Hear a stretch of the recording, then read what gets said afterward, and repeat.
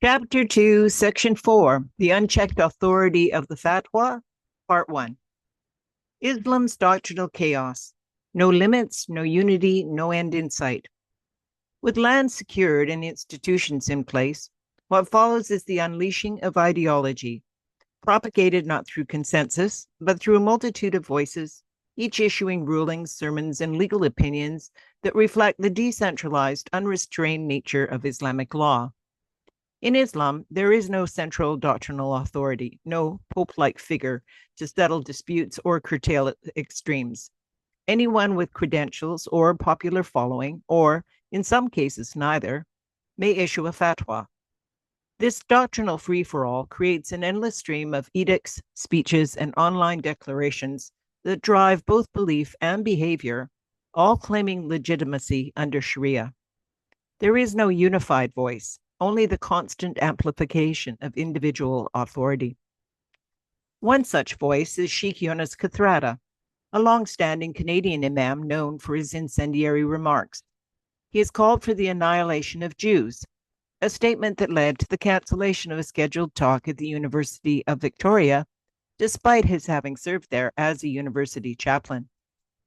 Official narrative suggests that Kathrada is an outlier, yet he has operated openly for years, running a school, a youth group, and a YouTube channel, all while receiving government funding. He is not an exception. There are many like him. Without hierarchical control, fatwas range from banal to militant. They inspire both lone wolves and larger movements, each rooted in Islamic source texts and issued with the force of divine justification. Without a final arbiter, no ruling can ever be truly rescinded. Islam's jurisprudence is cumulative, not self-correcting. In June of 2025, a fatwa calling for global jihad against Zionists was issued. It is a doctrinally valid fatwa issued by over 500 Islamic scholars and religious leaders, consistent with the foundational doctrine, which is all that is required. A translated excerpt from this fatwa, quote, the Charter of the Scholars of the Nation issued in the wake of the Al-Aqsa flood, unquote, explicitly affirms that the Mujahideen are jihadis, supported by the Islamic religion, financially and in every other way. It reads, number 46, acquiring and preparing force in all its forms is a religious obligation. 48, calling for the disarmament of the Mujahideen, jihadis, and depriving them of their means of defense constitutes treason against God, his prophet, and the believers. Islam is not merely a religion. It is a system of governance under Sharia. Until the 20th century, it was widely understood in the West as both a political and civilizational threat. That this understanding has faded reflects a shift in perception, not in substance. Its supremacist foundations remain intact. Quran 2:216. Fighting has been enjoined upon you while it is hateful to you, but perhaps you hate a thing and it is good for you, and Allah knows while you know not, unquote. Today, jihad often resembles guerrilla warfare, decentralized attacks by individuals or small groups. These acts mirror traditional insurgency, ambushes, sabotage, and the targeting of both military and civilian populations. But unlike nationalist resistance movements, jihad is not tethered to borders or political grievances. It is a permanent religious duty to expand Islamic law worldwide, a communal obligation upon the Ummah. When a state cannot declare jihad, individuals are still expected to act. This obligation is not improvised. It is doctrinal and channeled through the voices that issue the fatwas which follow. From Reliance of the Traveler, a classic manual of Islamic law, Section Justice 091, jihad is a communal obligation. When enough people perform it to successfully accomplish it, it is no longer obligatory upon others.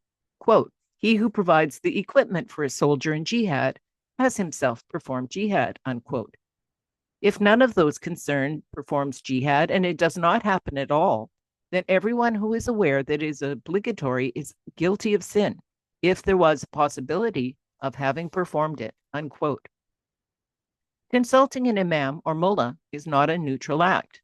It is engaging with someone whose purpose is to advance Islamic law. often at the expense of Western systems. With no central vetting, anyone with doctrinal training can assume the title and gather a following. What they present will always serve Islam. And because Islamic doctrine is based on al-wala wal-bara, loyalty to Muslims, enmity towards non-Muslims, deception is permitted, and Western interests will ultimately lose. Quran 48:29. Muhammad is the messenger of Allah, and those with him are forceful against the disbelievers, merciful among themselves, unquote. Yet Western politicians and other influencers continue to platform figures like a Thrada or Muhammad Hijab and thereby elevate them as if they represent Islam as a whole. But Islam has no pope, no centralized authority, and no unified doctrine. Instead, it operates through a decentralized web of self-declared scholars, state-funded clerics, and media-savvy ideologues, all drawing from foundational doctrine that directly contradicts Western ideals of human rights. In effect, no one speaks for Islam, which means anyone can. This doctrinal vacuum enables a constant flow of rulings, interpretations, and commands, each carrying religious weight, none subject to repeal. No unified authority. After Muhammad's death in 632 AD, leadership of the Ummah passed to the first four caliphs, Abu Bakr, Umar, Uthman, and Ali, who ruled both politically and religiously.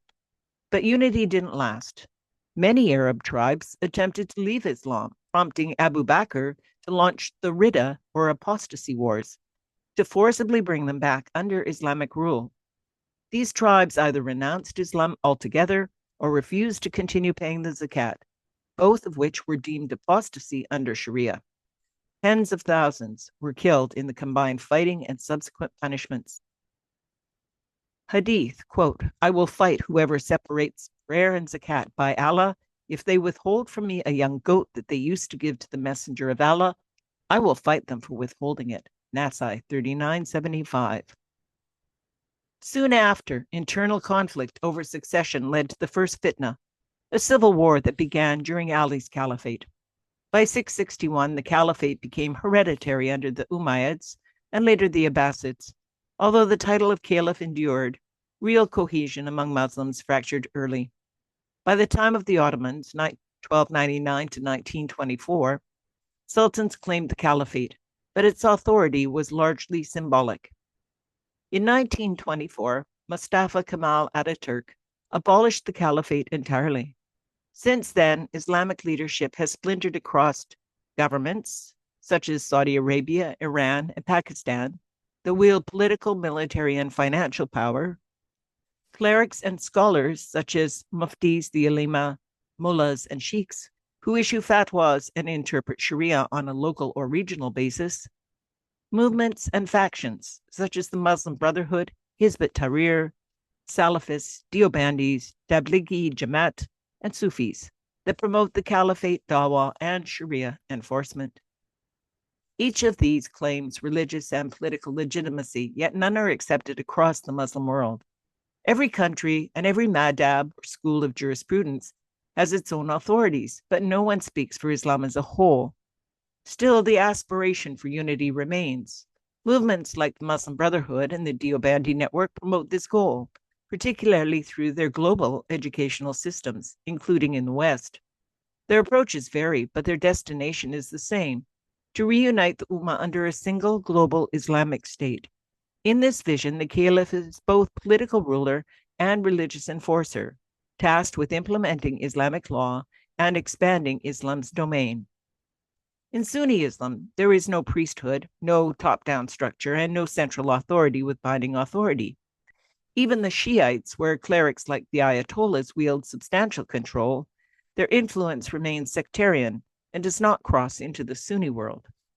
When someone claims to speak for Islam, they have almost always assumed that role, not been appointed.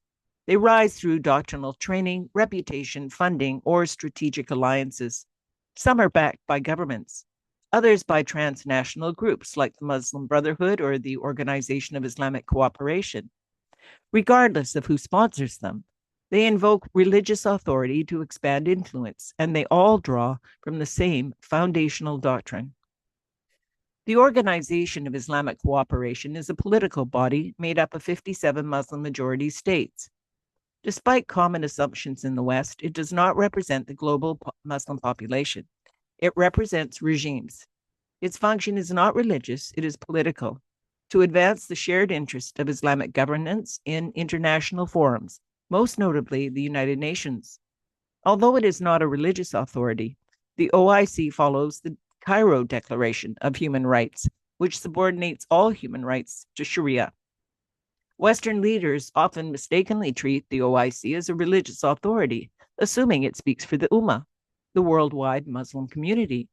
But the Ummah is not a political bloc. It is a doctrinal construct, a religious collective bound by belief and obligation under Islamic law, not by treaties or borders. When the OIC claims to defend Muslim rights or the honor of Islam, it is often defending the interests of authoritarian states, not the rights or freedoms of individual Muslims.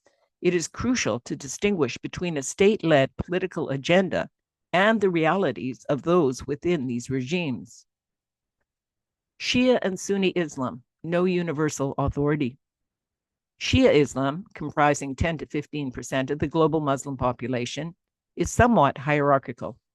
Iran's supreme leader, Ayatollah Ali Khamenei, claims both political and religious authority. In 2010, he declared himself, quote, the representative of the Prophet Muhammad and the 12th Imam on earth, unquote, insisting that followers are religiously obligated to obey him. Far from a beacon of justice, Iran, under clerical rule, has the world's highest rate of executions. Khamenei also promotes pan-Islamic unity, the idea that Muslim identity transcends national borders, a view shared by many Sunni and Shia leaders. Yet his claim to universal Islamic leadership is unfounded. He is Shia, and 85 to 90% of Muslims are Sunni. His authority is not recognized outside his sect. Sunni Islam, the majority branch, has no central hierarchy. Its leadership is dispersed among clerics, legal schools, and institutions. Sunni scholars have long rejected the Shia doctrine of wilaya al-faqih, rule by Islamic jurist, which forms the basis of Khamenei's claim. In Sunni doctrine, leadership is meant to rest on shura, consultation, not heredity or clerical supremacy. Even major Sunni institutions like Al-Azhar University, though occasionally promoting Islamic unity, do not endorse Shia political theology. While they recognize the Jafari school of law as one of Islam's accepted madhabs, they firmly reject the concept of clerical rule as practiced in Iran. In both sects, authority remains contested and more often than not, self-declared. Islamic activist groups and political influence. When Islamic scholars or activists lobby Western leaders, they often do so without any formal religious or political mandate, yet they are treated as legitimate representatives, often because of their titles, media exposure, or institutional affiliations. Western officials, unfamiliar with Islam's decentralized nature, frequently assume such figures speak on behalf of the broader Muslim population. In reality, many of these individuals are working to advance the political aims of Sharia. They are often aligned with ideological movements such as Deobandism, Salafism, or the Muslim Brotherhood, and their objectives typically include restricting criticism of Islamic doctrine, expanding halal certification systems or Islamic finance, influencing hate speech legislation to shield Islamic precepts from scrutiny, promoting Muslim-only social programs or preferential hiring and educational policies. These actors invoke Islamic terminology while utilizing Western legal systems to gain influence, despite lacking any recognized authority to speak for the entire Ummah. Examples from the West. The National Canadian Council of Muslims in Canada actively lobbies for changes to laws around policing speech and education, often under the banner of combating Islamophobia. It is authorized to collect zakat under the category of fi sabilillah, the cause of Allah, which includes jihad. The Council of American Islamic Relations in the U.S. frequently engages with lawmakers and public institutions. It was named in U.S. court documents for connections to groups advocating Islamic governance and it has been designated a terrorist organization by the UAE. The Muslim World League, Saudi funded, sends clerics and funding abroad under the banner of religious harmony while promoting state aligned Islamic doctrine. The underlying issue is this: in the absence of a centralized Islamic authority, Western governments often do not know who they are dealing with or what doctrinal goals these actors represent.